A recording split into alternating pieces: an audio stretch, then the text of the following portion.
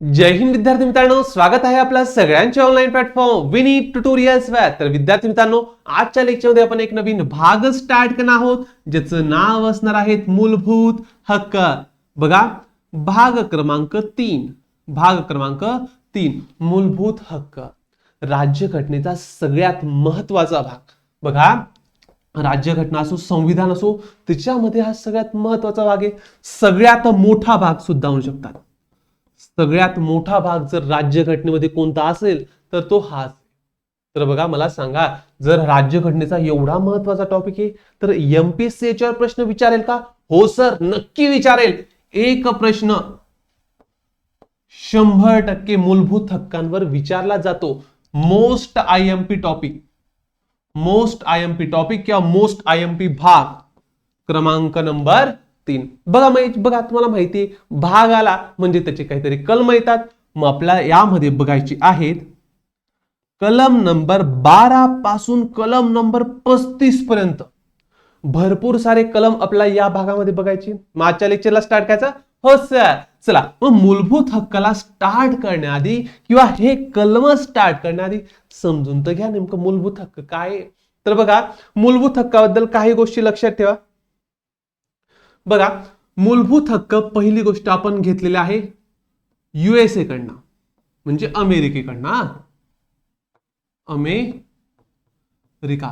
लक्षात कसं काय ठेवायचं? बघा, मला सांगा, हक्क लिहिलाय बेटा इथे, मूलभूत हक्क. मला सांगा, पूर्ण जगावर कोण हक्क दाखवायचा प्रयत्न करतं? सर, हा अमेरिकाच करतो. मग लक्षात ठेवा, हक्क म्हटलं तर युएसए, म्हणजे युएसए कडनं आपण हा तत्व घेतलेला आहे. दुसरी गोष्ट, सगळ्यात मोठा भाग आहे. सगळ्यात मोठा भाग आणि महत्वाचा सुद्धा. महत्वाचा सुद्धा.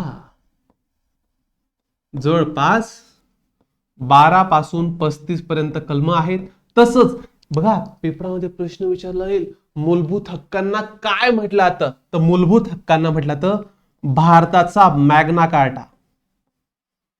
मॅग्ना कार्टा हा शब्द लक्षात ठेवा. भारताच्या राज्यघटनेतला सगळ्यात महत्वाचा भाग म्हणून याला ओळखला जातं.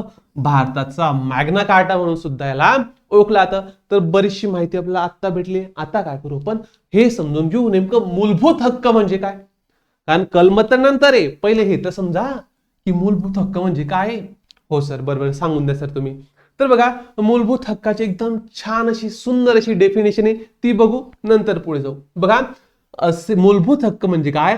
असे अधिकार जे नागरिकांच्या स्वातंत्र्य, समानता आणि सन्मानाने जगण्यासाठी आवश्यक आहे.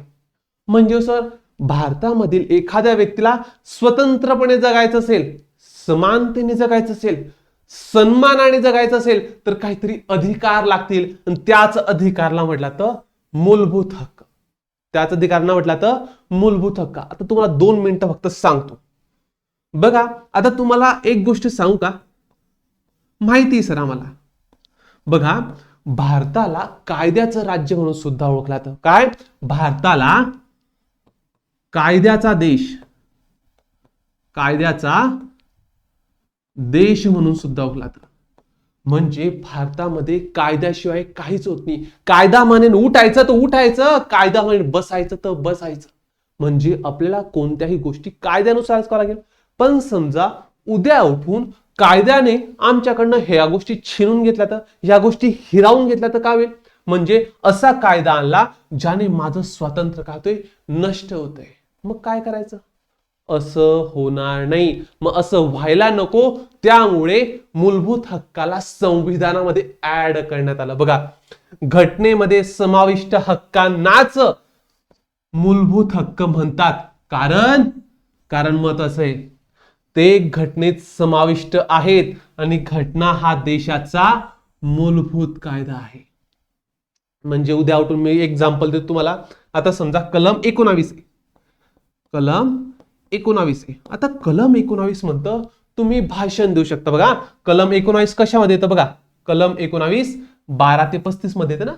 तर बघा, कलम 19 काय म्हणतं, तुम्ही काही भाषण करू शकतात, तुम्ही स्वतंत्रपणे भाषण करू शकतात. आता समजा भारतामध्ये बीजेपीची सरकार आहे, भारतामध्ये बीजेपीची सरकार आहे, मग मी बीजेपी बद्दल थोडंफार काहीतरी भाषण केलं किंवा त्यांनी काहीतरी चुकीचे काम केले असेल त्याच्याबद्दल मी बोललो. आता बीजेपीने काय केलं, माझ्या घरी पोलीस पाठवले. बीजेपीने काय केलं, माझ्या घरी पोलीस पाठवले आणि सांगितलं पकडा त्याला. तिने भाषण केलंच कस काय? मग मी सांगेल संविधानाने मला अधिकार दिलाय, तुम्ही व्यवस्थित वाचा. मूलभूत हक्क हा देशाचा मूलभूत कायद्यामध्येच आहे, त्यामुळे त्याला म्हटलं तर मूलभूत हक्क. आणि जर समजा पोलिसांनी मला पकडलं, मी डायरेक्ट जाईल सुप्रीम कोर्टाकडे किंवा हाय कोर्टाकडे.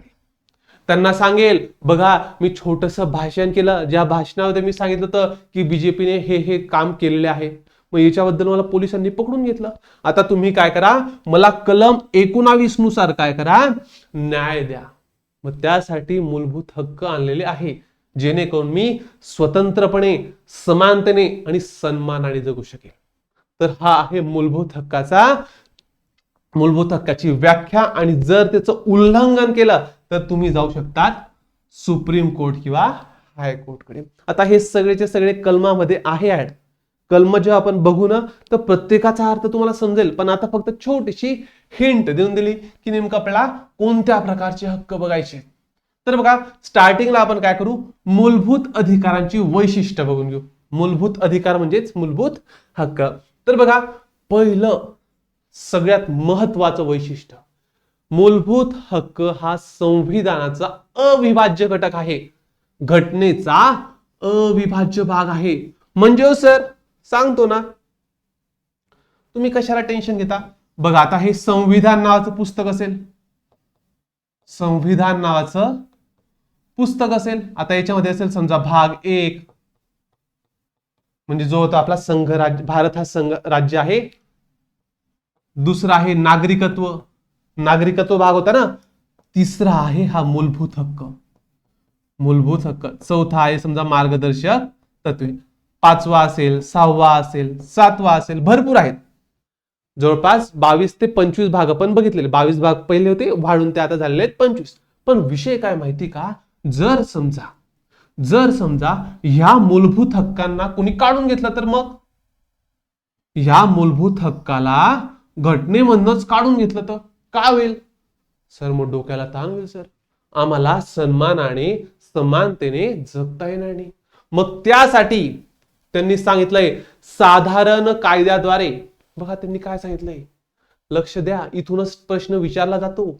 साधारण कायद्याद्वारे बदलता किंवा रद्द करता येत नाही. काय?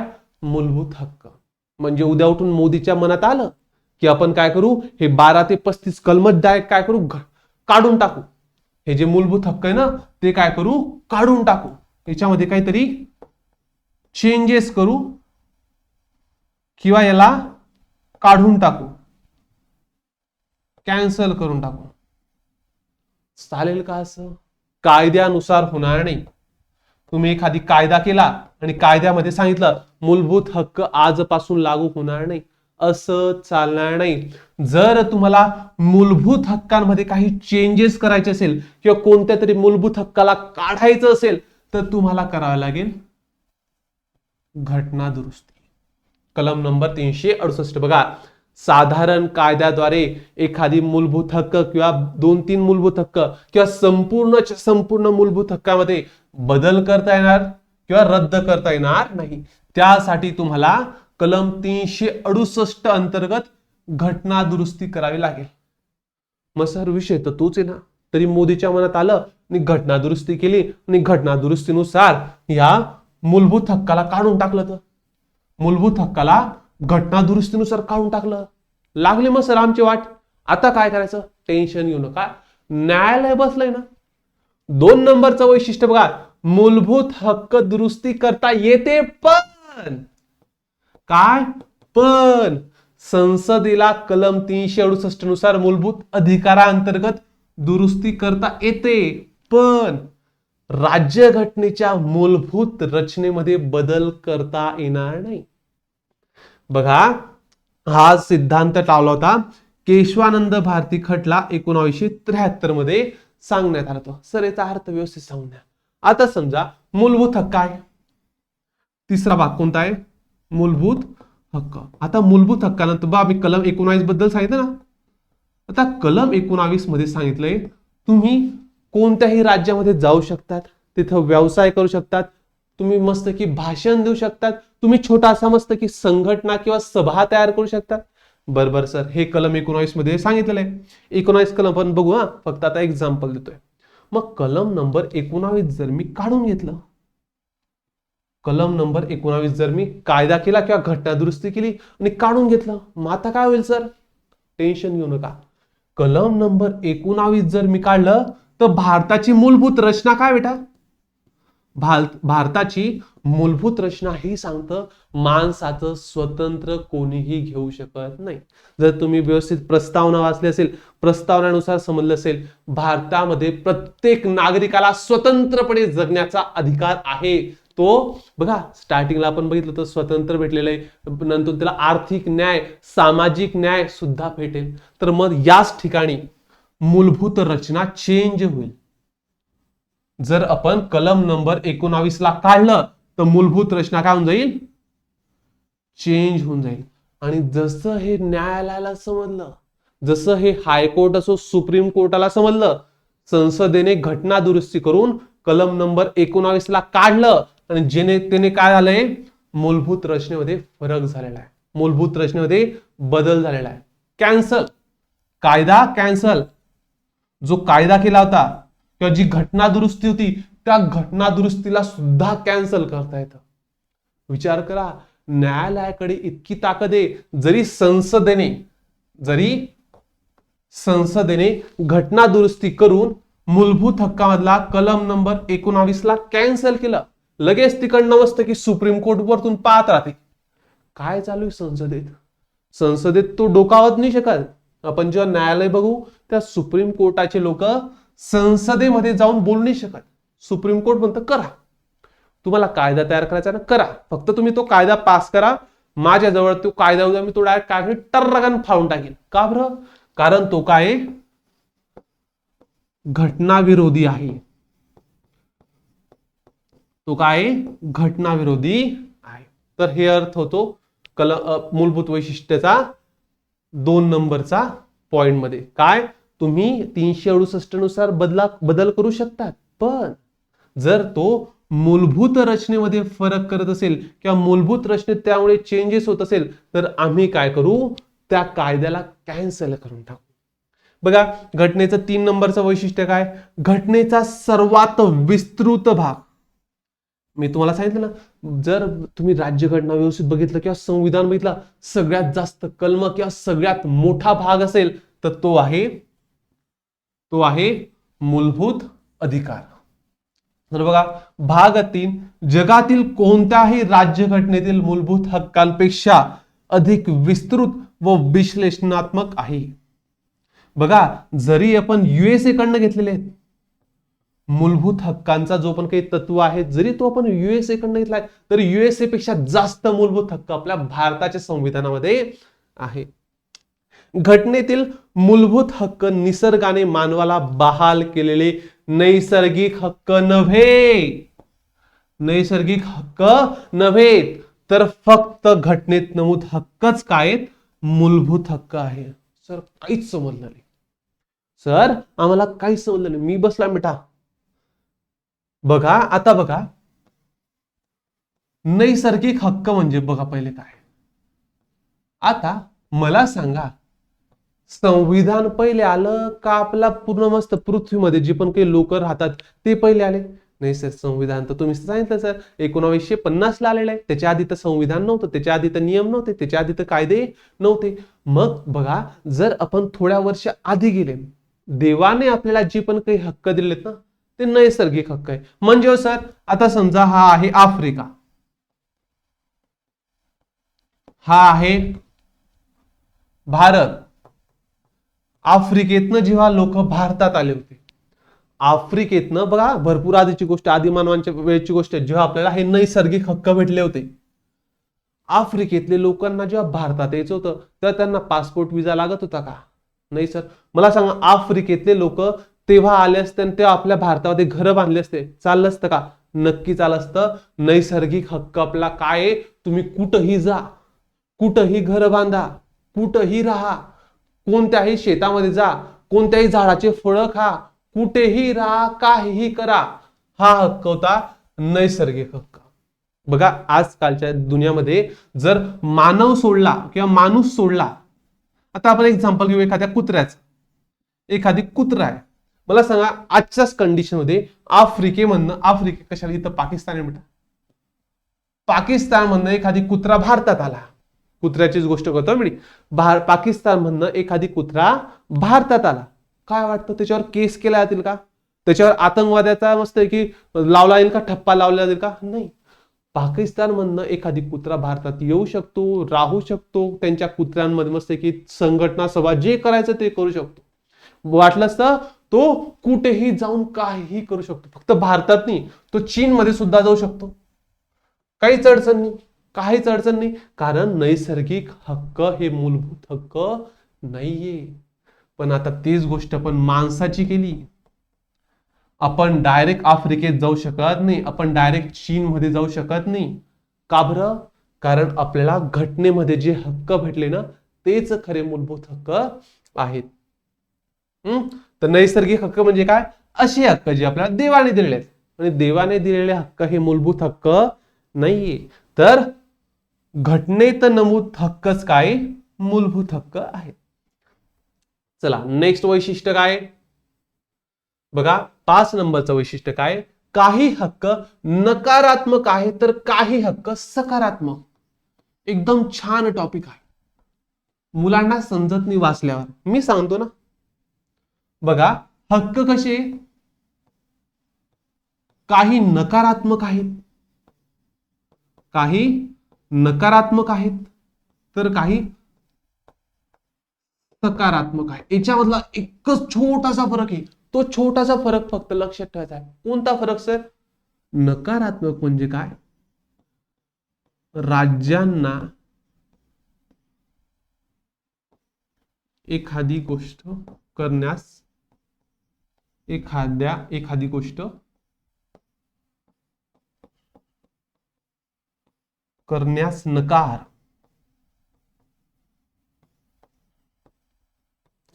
म्हणजे बघा इथे, बघा इथे मी राज्य शब्द लिहिला बेटा, हा इथे मी शब्द काय लिहिला? राज्य किंवा स्टेट. आता एकदम छोटीशी गोष्ट सांगतोय, इथं राज्य किंवा स्टेट म्हणजे महाराष्ट्र, आंध्र प्रदेश, गुजरात, राजस्थान, झारखंड असा नाही रे बाबा. राज्याचा अर्थ वेगळा आहे. या ठिकाणी राज्याचा अर्थ वेगळा आहे. मग सांगा ना सर अर्थ. सांगेल बेटा, टेन्शन घेऊ नका. कलम नंबर 12 मध्ये आपल्याला तेच बघायचंय की नेमकं राज्य म्हणजे काय. पण आता सध्याच्या कंडिशन मध्ये आपण काय बघतोय? नकारात्मक काय आणि सकारात्मक काय. राज्यांना एखाद्या गोष्ट करण्यास नकार देणे किंवा त्यांच्यावर काही रिस्ट्रिक्शन लागणे, राज्यांना काही रिस्ट्रिक्शन्स लागणे, त्याला म्हटलं तर नकारात्मक. म्हणजे राज्याने एखादी गोष्ट करू नये यालाच म्हटलं तर नकारात्मक. सकारात्मक म्हणजे काय? बघा, आता राज्यांनी नाही, आता नागरिकाने किंवा आपण नागरिकांनी करावयाची गोष्ट, करावयाचे हक्क. म्हणजे सर, म्हणजे ह्या गोष्टी नागरिकांनी करा, त्याला म्हटलं तर सकारात्मक. नकारात्मक म्हणजे काय? अशा गोष्टी जी राज्यांनी करू नये. काय? नकारात्मक म्हणजे काय? राज्यांनी एखादी गोष्ट करू नये. सकारात्मक म्हणजे काय? नागरिकांना एखादी गोष्ट करा, याला म्हटलं तर सकारात्मक. सर एक्झाम्पल द्या. 2 मिनिटं थांबा, 2 मिनिटं थांबा. पहिले आता व्यवस्थित वाचून घ्या. नकारात्मक अधिकार म्हणजे काय?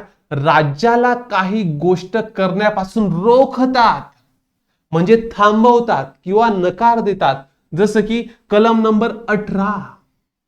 कलम नंबर 18 काय? पदव्या नष्ट करा, पदव्या नष्ट करा. म्हणजे सर आम्हाला नाही समजलं. सगळ्यात महत्वाचा कलम, याच्यावर प्रश्न विचारले गेलेले आहेत. पदव्या नष्ट करा म्हणजे बघा, जर आपण आधीच्या काळात बघितलं ना तर भरपूर लोकांना पदव्या भेटायच्या. आता बघा, जसं माझ्याकडे पदवी इंजिनियरची आहे, कोणाकडे डॉक्टरची असते, आता भरपूर जणांच्या वेगवेगळ्या पदव्या असतात.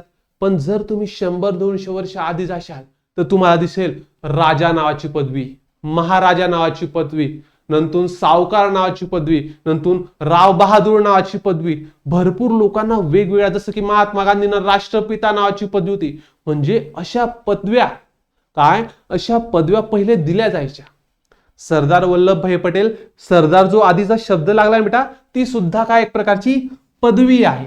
मग आता जसं आपल्या भारतामध्ये 1950 पासून जे पण काही संविधान लागू झालं तेव्हा सांगितलं आजपासून कोणीच कोणत्याच प्रकारच्या पदव्या देणार नाही, आणि ज्या पण काही दिलेल्या असेल त्या आता नष्ट होते. बरोबर.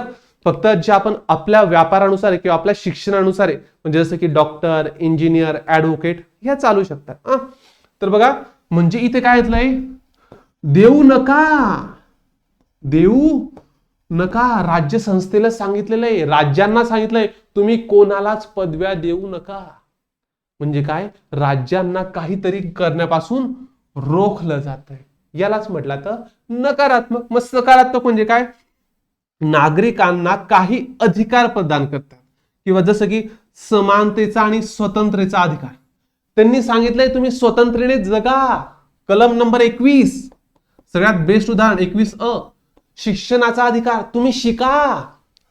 6 ते 14 वर्षातल्या मुलांना तुम्ही शिकवा, किंवा जर स्वतः संविधान वाचत असेल तर शिका. कलम नंबर 21(1) आहे सकारात्मक आहे. त्यांनी काय सांगितलंय, तुम्ही 6 ते 14 वर्षाच्या मुलांना शिकवा, म्हणजे काहीतरी करा. तर बघा, हे समजलं असेल. नकारात्मक म्हणजे काय, राज्यांना कोणतीही गोष्ट करण्यापासून रोखणं. तर सकारात्मक म्हणजे काय, नागरिकांना काही गोष्ट करायला सांगणं. तर बघा, 6व्या नंबरचं मूलभूत वैशिष्ट्य आहे, मूलभूत हक्क अमर्यादित नाही. भरपूर जण चुकीचा अर्थ लावतात, मी बरोबर लावतो. बघा, 6व्या नंबरचं त्यांनी घातलंय, मूलभूत हक्क अमर्यादित नाही. अमर्यादित नाही. आता मी तुम्हाला बघा कलम नंबर परत 19चं उदाहरण देतो. बघा, मी कलम नंबर भरपूर जणांचं उदाहरण देऊ शकतो, पण आता तुम्हाला कलम नंबर 19 थोडंफार ओळखीचं वाटतं ना, म्हणून सांगतो. बघा, कलम 19 मध्ये सांगितलं आहे तुम्ही भाषण देऊ शकता. तुम्ही भाषण देऊ शकतात. आता मी तर मस्त की हवेत चढून जाईल, मला संविधानाने सांगितलंय तुला भाषण देता येईल, जाईल मस्तपैकी आता स्टेज येईल किंवा युट्यूबवर चॅनल ओपन करायला मस्त की शिव्या देतोय. बीजेपीला काही पण बोलतोय, काँग्रेसला काही पण बोलतोय, शिवसेनाला काही पण बोलतोय, काय घाण शिव्या देतोय, घाण त्यांच्याबद्दल बोलतोय. काय होईल, उद्या उठून पोलीस येतील. एकदम घाणेरडं भाषण दिलं, घाणेरडं भाषण ज्याच्यामध्ये मी लोकांना भडकवतोय, लोकांना सांगतोय घ्या तलवारी, घ्या कापा एकमेकांचे गळे. काय होऊन जाईल, येतील पोलीस. काय येतील, पोलीस येतील आणि 4 दंडेकडून मारतील. का बरं, मग मी त्यांना सांगेल का, मला तर संविधानाने कलम 19 नुसार अधिकार दिलाय, मी कोणत्याही प्रकारचं भाषण करू शकतो, तुम्ही मला सांगणारे कोण, ते परत सांगतील. मूलभूत हक्क अमर्यादित नाहीत. मूलभूत अधिकारांवर योग्य मर्यादा घालता येतात. ते सांगू शकतात तू जास्त शहाणपणा करू नको, भाषण द्यायला सांगितलंय चांगलं भाषण, लोकांना चांगले विचार सांग. रिकामं तू घाणेरडं भाषण करतोय, लोकांना शिव्या देतोय, मारामाराच्या गोष्ट करतोय, अशांतता पसरवण्याचा प्रयत्न करतोय, तुमच्यावर पोलीस केस होईल आणि तुम्ही कलम 19 ला घेऊन सुप्रीम कोर्टात किंवा हायकोर्टात जाऊ शकत नाही. आणि गेले तरी सुप्रीम कोर्ट आणि हायकोर्ट वाले तुम्हालाच झापतील. तुला कोणी शहाणपणा करायला लावलं होता, तुला भाषण करायला लावलं ना, चांगलं कर. जर तुला घाणेरडं बोलायचं असेल ना, तर व्यवस्थित तुझी भाषेची जी पद्धत आहे व्यवस्थित ठेव. मोदीला जर बोलायचं असेल, काँग्रेसला बोलायचं असेल, राहुल गांधीला बोलायचं असेल, मुद्द्यानुसार बोल, अपशब्द वापरू नको. म्हणजे काय, मर्यादित अमर्यादित नाही. भाषणाचा अधिकार दिला म्हणून काही पण बडबड करायची असं होऊ शकत नाही. त्या मर्यादा योग्य आहेत की नाही हे न्यायालय ठरवेल. मी काय म्हटलं, त्या मर्यादा योग्य आहे की नाही हे पोलीस ठरवणार नाही, ते संसद ठरवणार नाही, ते ठरवेल सुप्रीम कोर्ट किंवा हायकोर्ट. इथपर्यंत काही अडचण नाही सर. चला नेक्स्ट, न्यायप्रविष्ट. न्यायप्रविष्ट म्हणजे काय, जर तुमचा मूलभूत हक्क हिरावून घेतला किंवा तुमच्या मूलभूत हक्कांचं उल्लंघन झालं, जसं की परत तेच कलम नंबर 19 सांगितलंय मला भाषण करण्याचा अधिकार आहे. मी एकदम छान भाषण दिलं, मान्य आहे.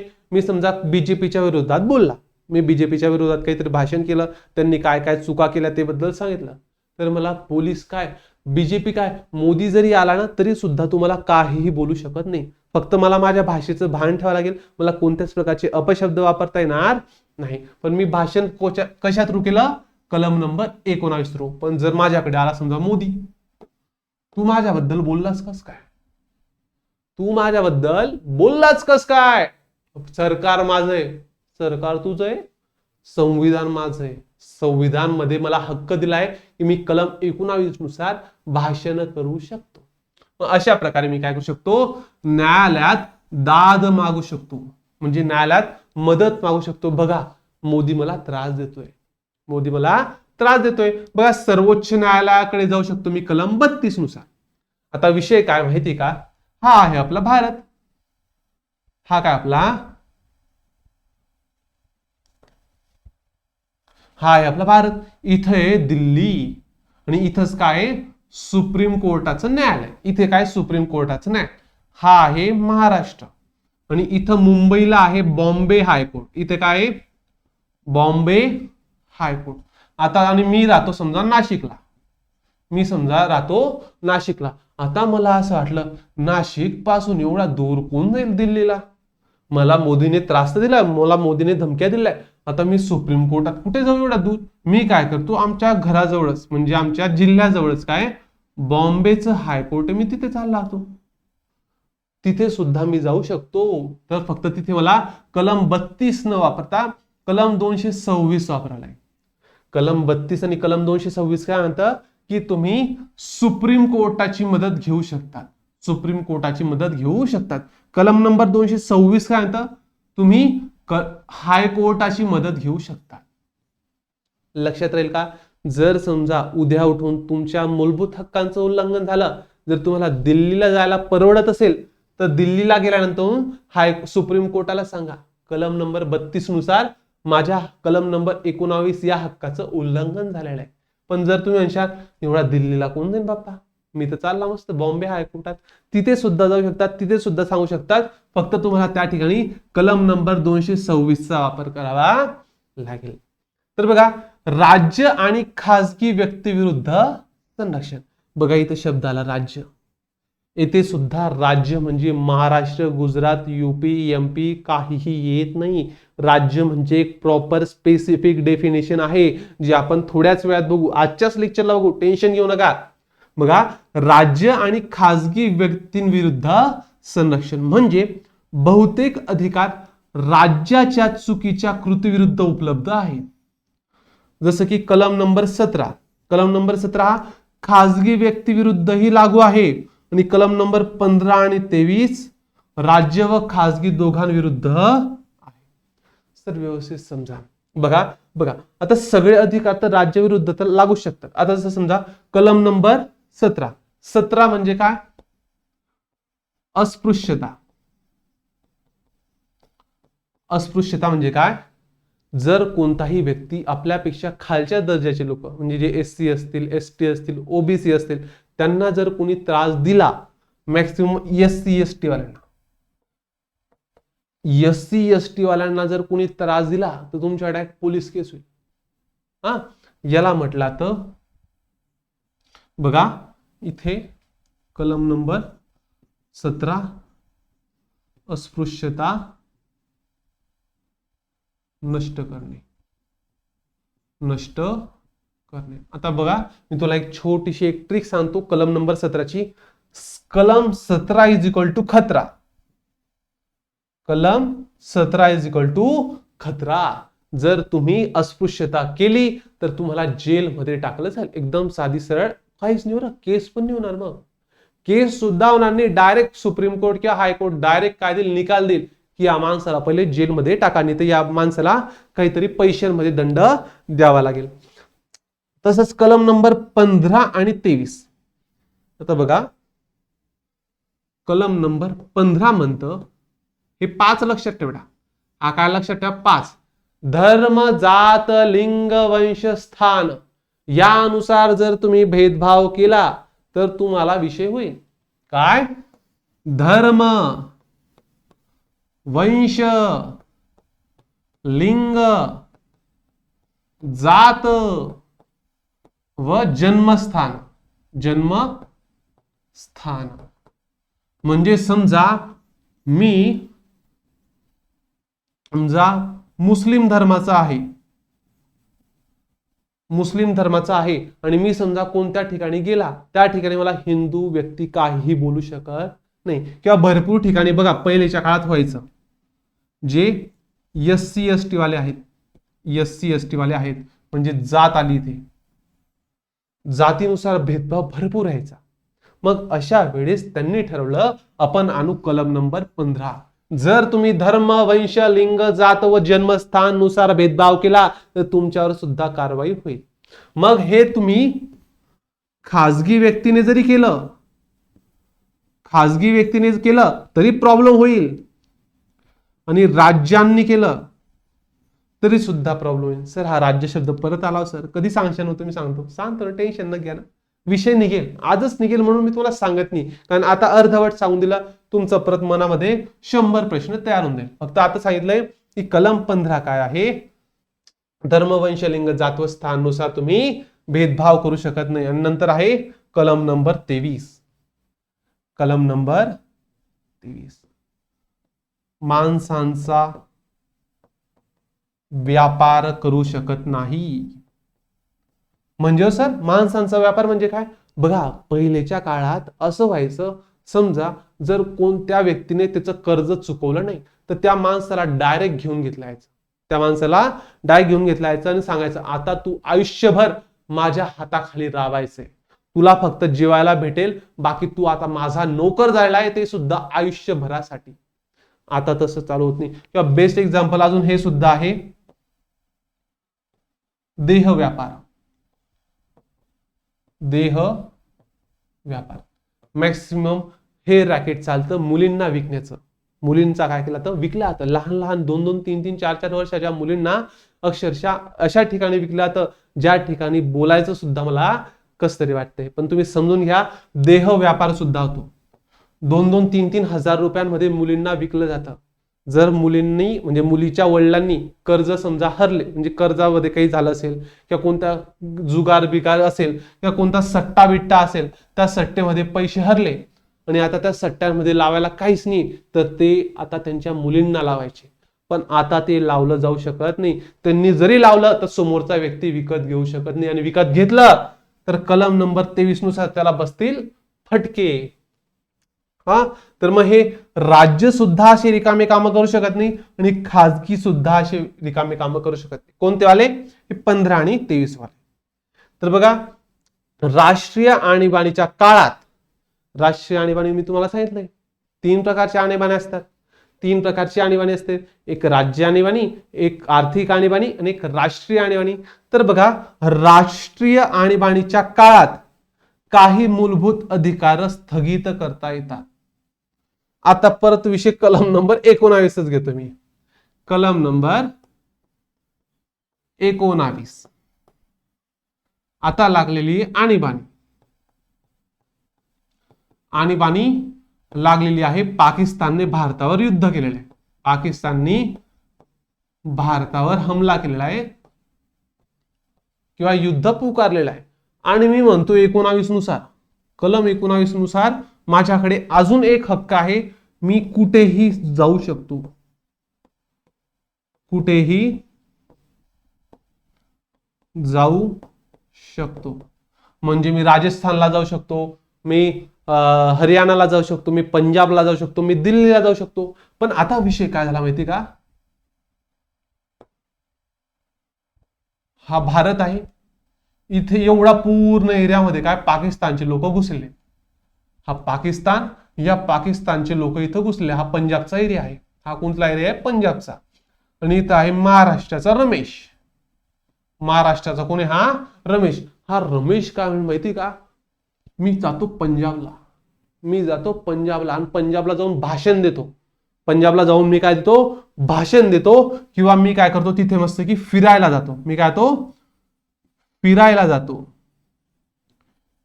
जातो किंवा मी तिथे भाषण देतो. जर मला कोणी काही बोललं तर मी त्याला सांगेल कलम 19 नुसार मी कुठेही जाऊ शकतो, मी कुठेही भाषण देऊ शकतो.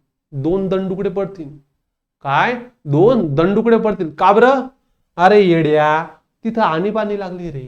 आणीबाणीच्या वेळेस मूलभूत अधिकारांना स्थगित करता येतात आणि अशा वेळेस न्यायालय सुद्धा बोलू शकत नाही, न्यायालय सुद्धा इंटरफेअर करत नाही. किंवा जेव्हा राष्ट्रीय आणीबाणी लागली असेल तेव्हा. फक्त विषय काय होतो? कलम 20 आणि 21 स्थगित करता येत नाही. सर कलम आणि 20 आणि 21 असं काय सर की जे स्थगित करता येत नाही? तर 20-21 मध्ये लिहिलं आहे अटक पासून संरक्षण. अटकेपासून, हे लक्षात ठेवा, अटकेपासून संरक्षण. म्हणजे राष्ट्रीय आणीबाणीच्या काळात तुम्हाला डायरेक्ट पकडून घेतलं. बघा 20 आणि 21 मध्ये अटक जर तुम्हाला कोणी केली असेल तर तुम्ही काय करू शकतात? कायद्यानुसार काय करू शकतात? जाऊ शकतात न्यायालयाकडे आणि सांगू शकतात माझ्याकडे 20 आणि 21 कलम अजूनही आहे. राष्ट्रीय आणीबाणी लागली असो का नसो, हे 2 कलम माझ्याकडनं घेतले जाणार नाही, हिरावून घेतले जाणार नाही. या 2 कलमामध्ये सांगितलंय जर तुम्हाला कोणी अटक केली तर तुम्हाला काय काय अधिकार आहे. तुम्हाला सगळ्यात पहिला अधिकार आहे की का अटक केलं हे विचारण्याचा. दुसरा अधिकार हा आहे तुम्हाला स्वतःचा वकील तुम्ही काय करू शकतात?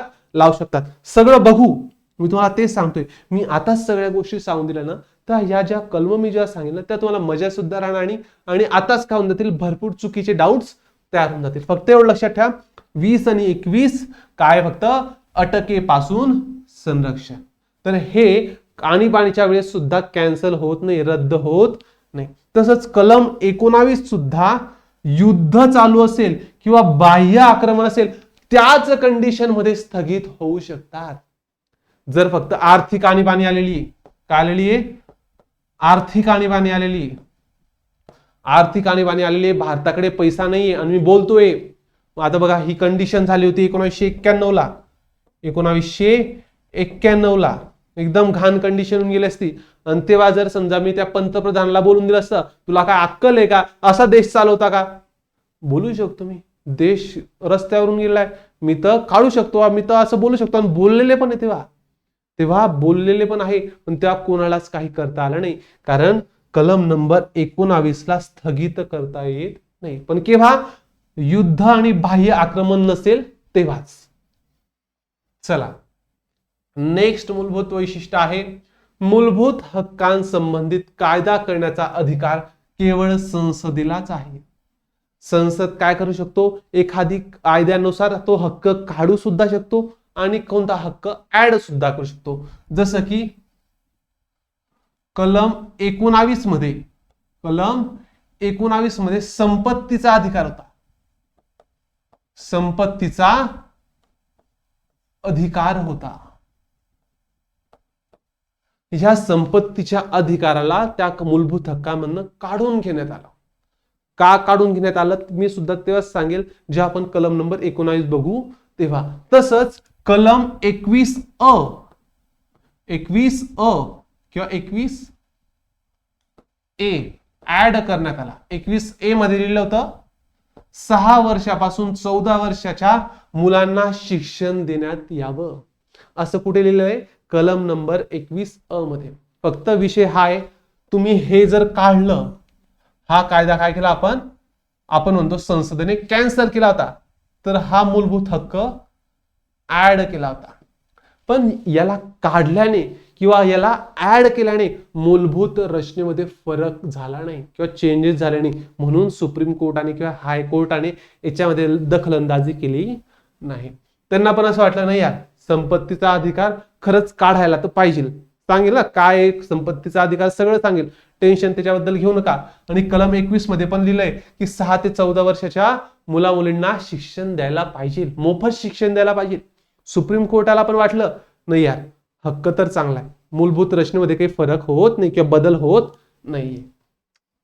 कोणत्याही भागात मार्शल लॉ, मार्शल लॉ म्हणजे मिलिटरी वाल्यांचा लॉ किंवा आर्मी वाल्यांचा लॉ, मार्शल लॉ झालं तर मूलभूत हक्कांवर निर्बंध आणले जाऊ शकतात. या ठिकाणी सुद्धा प्रॉब्लेम होऊ शकतो किंवा जेव्हा मार्शल लॉ, जसं आणीबाणी कसं असतं तसंच हा मार्शल लॉ असतो, फक्त हा मार्शल लॉ कोण लावतं, आर्मीचे लोक.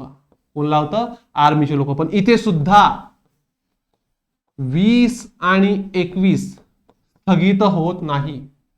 20 आणि 21 स्थगित होत नाही. 20 आणि 21 तुम्ही राष्ट्रीय आणीबाणी लावा, आर्थिक आणीबाणी लावा, राज्य आणीबाणी लावा, मार्शल लॉ लावा, तरी हे कधीच रद्द होणार नाही. इथं लक्षात ठेवा, इथून प्रश्न विचारला जातो म्हणजे जातो.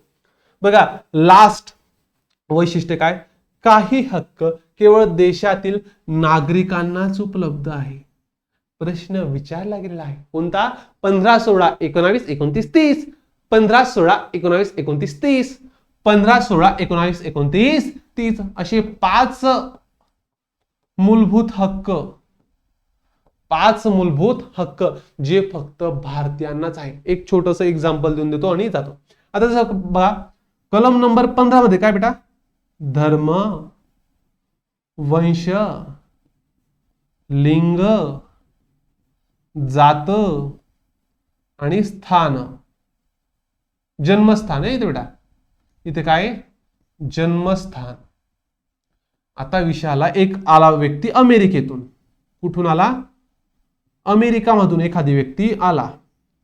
अमेरिकेमध्ये जसा तो आला त्याने सांगितलं मला नोकरी पाहिजे, मला नोकरी पाहिजे. किंवा एखादी गार्डन मध्ये फिरायचं, एकदम छोटस एक गार्डन, हे झालेलं आहे भरपूर जणांसोबत होतं. भरपूरशे मुंबईमध्ये असे गार्डन आहे जिथे 2 प्रकारचे तिकीट असतात. 2 प्रकारचे काय असतात, तिकीट असतात. एक असतं इंडियन वाल्यांसाठी आणि एक असतं फॉरेनर वाल्यांसाठी. इंडियन वाल्यांचं तिकीट 5 रुपये असेल तर फॉरेनर वाल्यांचं तिकीट 50 रुपये असतं.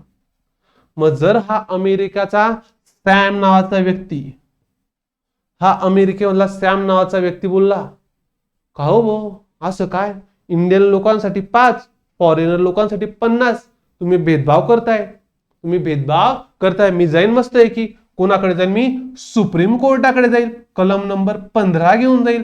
कलम नंबर 15 मध्ये सांगितलेलं आहे धर्म, वंश, लिंग, जात आणि जन्मस्थानानुसार तुम्ही भेदभाव करणार नाही. त्याला सांगितलंय मूर्खा 13 नंबरचं वैशिष्ट्य वाच रे बाबा. त्यांनी सांगितलं आहे 15, 16, 19, 29, 30 कलम हे फक्त भारताच्याच लोकांना आहे. धर्म, वंश, लिंग, जात व जन्मस्थानानुसार फक्त भारतीयांनाच भेदभाव केला जाणार नाही. भारतीयांनाच भेदभाव केला जाणार नाही, केला जाणार नाही. जर तो अमेरिकेमधून आला असेल तर 100% त्याच्यासोबत भेदभाव केला जाऊ शकतो आणि केला तरी काही अडचण नाही. हे तुमच्यावर डिपेंड आहे. चला मूलभूत वैशिष्ट्य जवळपास संपले. सगळेचे सगळे मूलभूत वैशिष्ट्य भरपूर महत्वाचे आहेत. तर नेक्स्ट बघू आता आपण कलम. आता स्टार्ट झाले बाबा, कलम नंबर 12 आलं आणि इथंच तुमच्या प्रश्नाचं उत्तर आता तुम्हाला भेटेल. राज्य संस्था किंवा स्टेट किंवा राज्य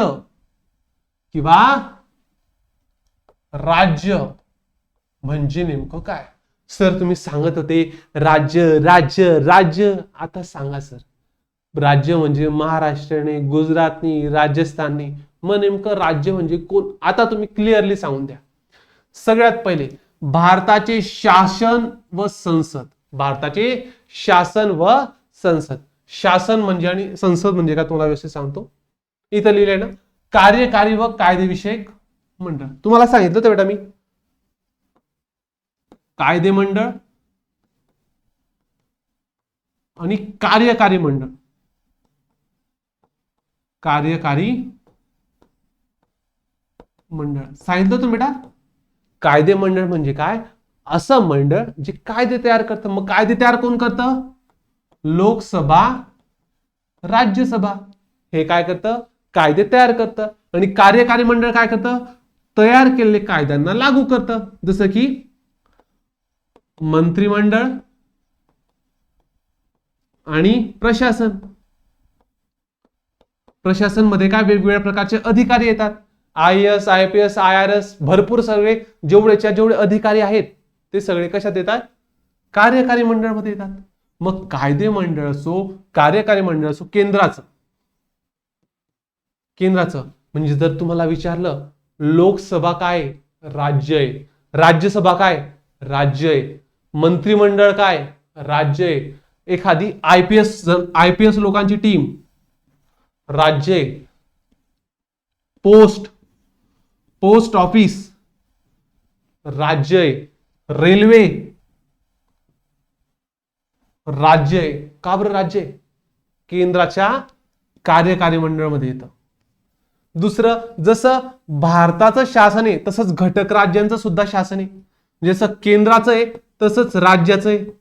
या ठिकाणी राज्यांचा अर्थ काय? MP, UP, राजस्थान, गुजरात, महाराष्ट्र असं राज्य. म्हणजे केंद्राचे कायदे मंडळ, कार्यकारी मंडळ, राज्याचं कायदे मंडळ आणि कार्यकारी मंडळ हे सगळ्याच्या सगळं येतं स्टेटमध्ये किंवा राज्य संस्थामध्ये किंवा राज्यामध्ये. कोण कोण येतं? राज्य मंडळाचं किंवा त्याला आपण विधिमंडळ म्हणतो किंवा त्याला विधानसभा आणि विधान परिषद म्हणतो. काय? राज्याचं म्हटलं तर काय तर विधानसभा आणि विधान परिषद. तर हे सुद्धा काय येतं? राज्याचं राज्य येतं. हा राज्य वेगळा आणि हा राज्य वेगळा.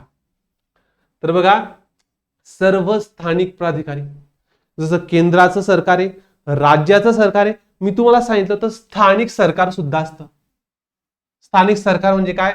नगरपालिकेमध्ये जे नगरसेवक असतात, महापौर असतात, उपमहापौर असतात, तर ते सगळेच्या सगळे लोक पंचायत समिती, जिल्हा मंडळे, टाउन एरिया म्हणजे गावाकडचा खेड्याकडचा area, mining settlement board, notified area committee हे सगळेच्या सगळे येतात राज्यामध्ये. म्हणजे एक प्रकारे सरपंच असो किंवा पंचायत समिती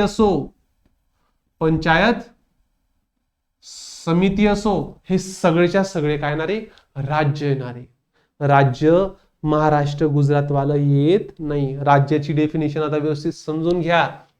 तसेच भारत सरकारच्या नियंत्रणाखाली इतर सर्व प्राधिकारी म्हणजे काय? प्राधिकारीचा अर्थ सांगतो तुम्हाला, इथे लिहितो. प्राधिकारी म्हणजे अधिकार असलेला व्यक्ती किंवा संस्था. अधिकार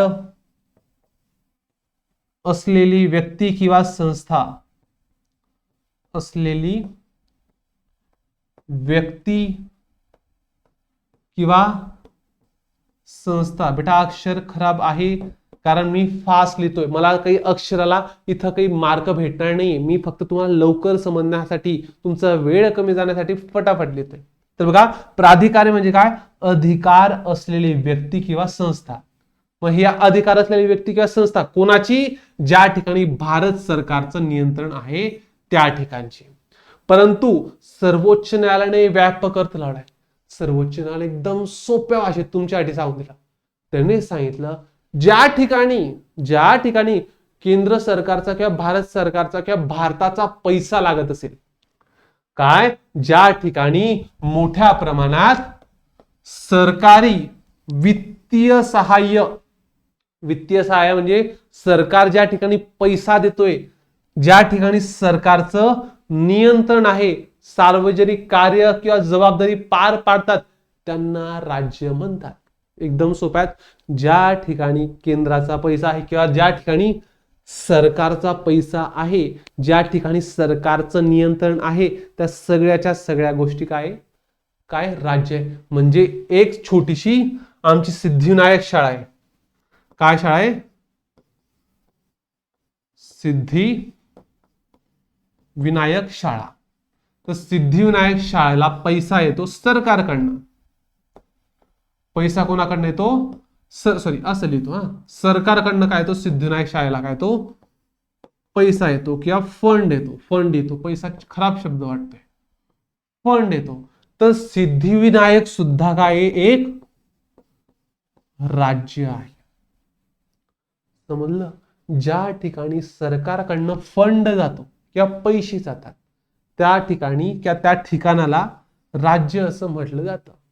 जर उद्या उठून मी जर एखादा, तुमचं उदाहरण घ्या, तुम्ही एखादी, तुमची गोष्ट करतो, तुम्ही एखादी अधिकारी झाले, तुम्ही समजा झाले PSI झाले, मला सांगा तुमचा पगार कुठून येईल बेटा? तुमचा पगार कुठून येईल? सरकारकडनं येईल. तुमचा पगार कुठून येईल? सरकारकडनं येईल. मग तुम्ही सुद्धा काय होऊन जाशाल? राज्य. असा विषय असतो. सरकारचा पैसा ज्या ज्या ठिकाणी, ती गोष्ट राज्य. किती छान अर्थ सांगितला बघा. जसं की SBI झालं, स्टेट बँक ऑफ इंडिया झालं, LIC झालं, ONGC झालं, सेल झालं. तर ह्या भरपूर मोठ्या अशा कंपन्या आहेत ज्या ठिकाणी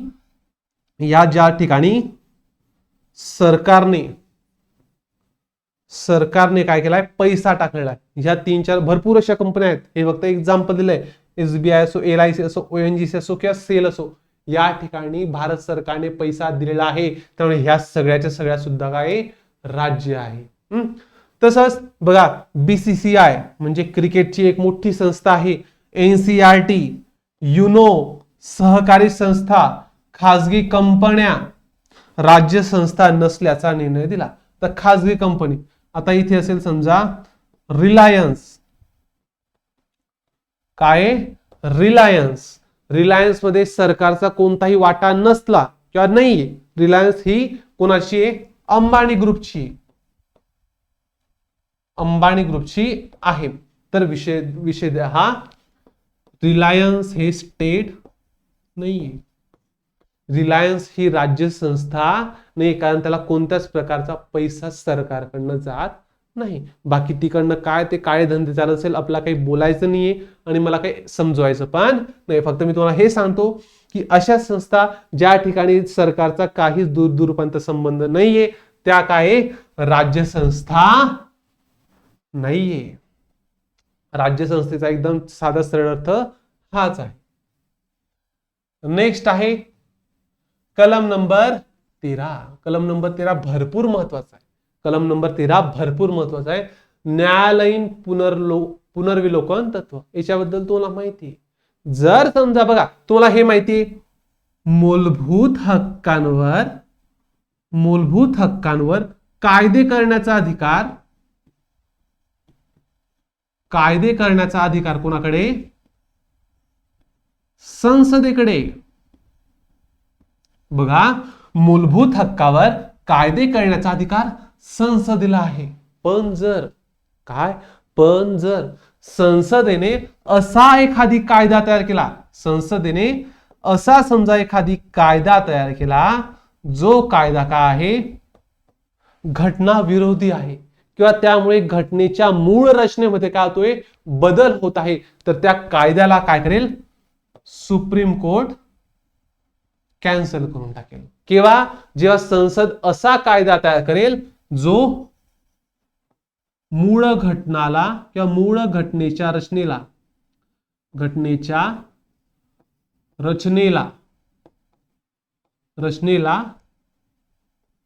चेंज करत असेल.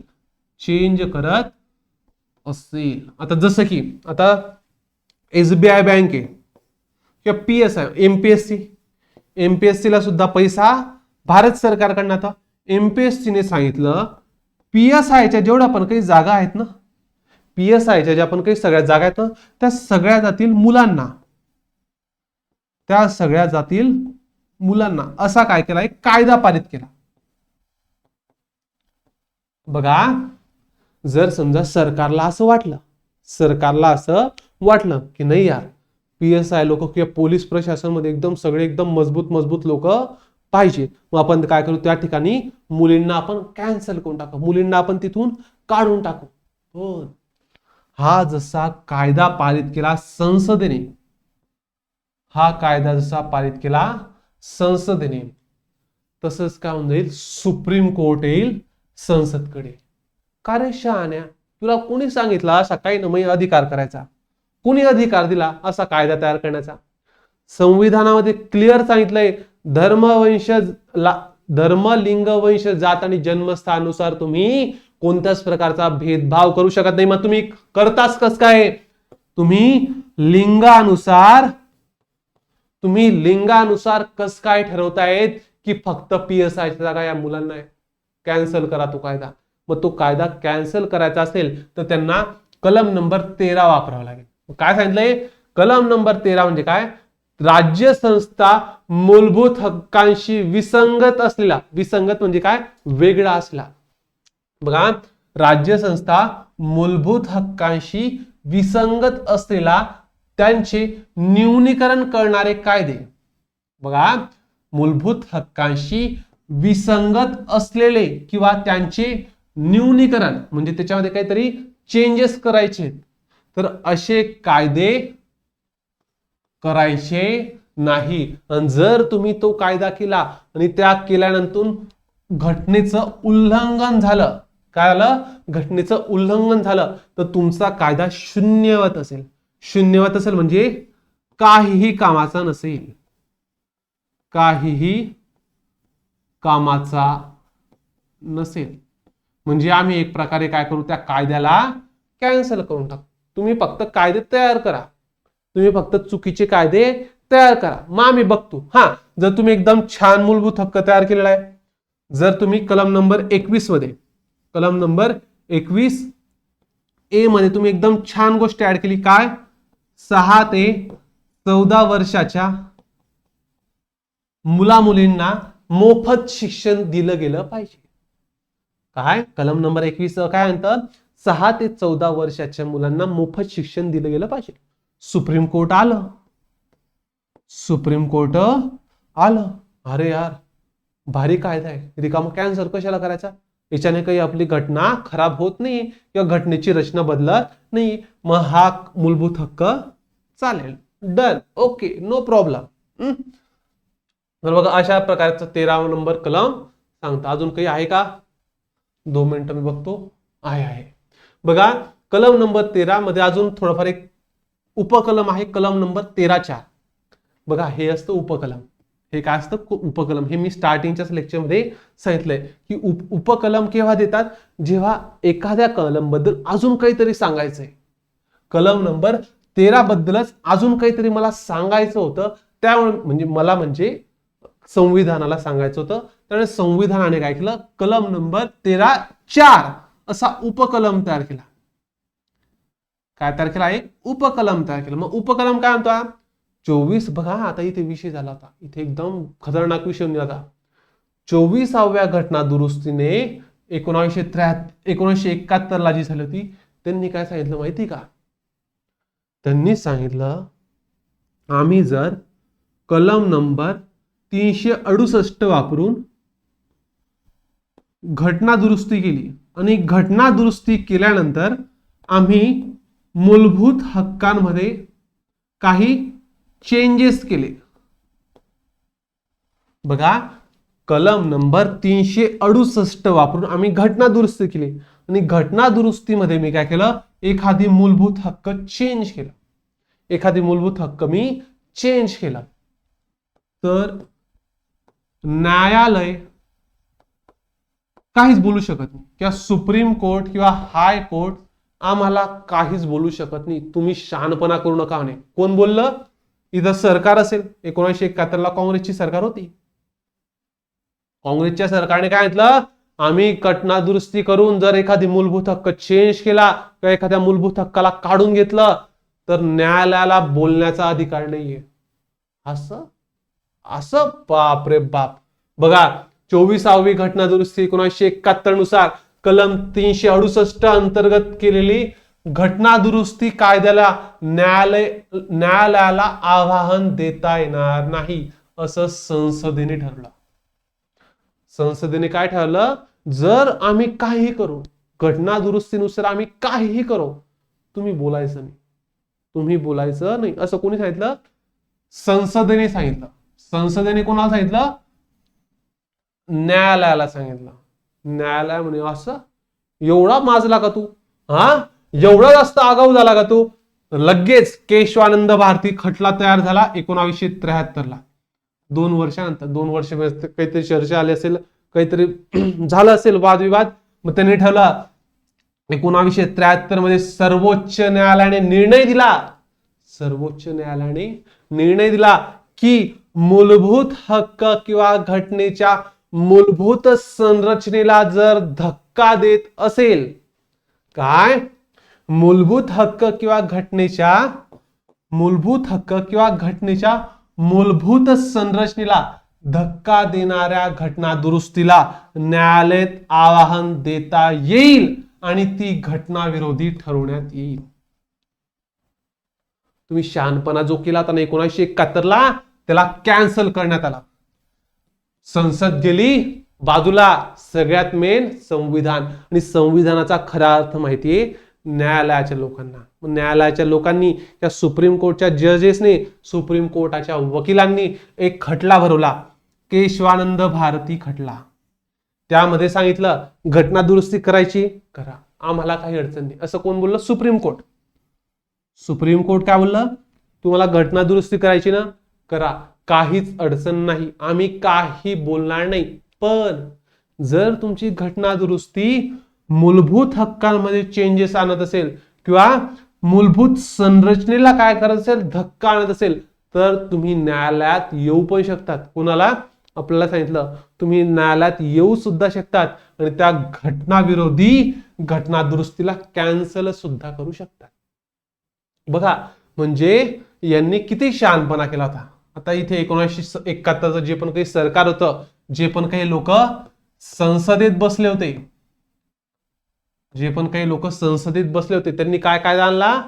असा कायदा आणला. पण लगेच 2 वर्षांनी काय केलं? त्यांच्यावर लगाम लावण्यात आली. तर अशा प्रकारे होतं आपलं कलम नंबर 13. नेक्स्ट आहे का? नाही, काहीच नाही. तर बघा, आजच्या लेक्चरमध्ये आपण भरपूर काही गोष्टी बघितल्या. कलम नंबर 12 बघितला, 13 बघितला. राज्यसंस्था भरपूर महत्वाचा टॉपिक आहे, राज्यसंस्थेचा अर्थ माहित असायला हवा. कलम नंबर 13 सुद्धा भरपूर महत्वाचा आहे. आशा करतो आजचं लेक्चर तुम्हाला व्यवस्थित समजलं असेल. भेटूया आपण पुढच्या लेक्चरमध्ये. तोपर्यंत धन्यवाद.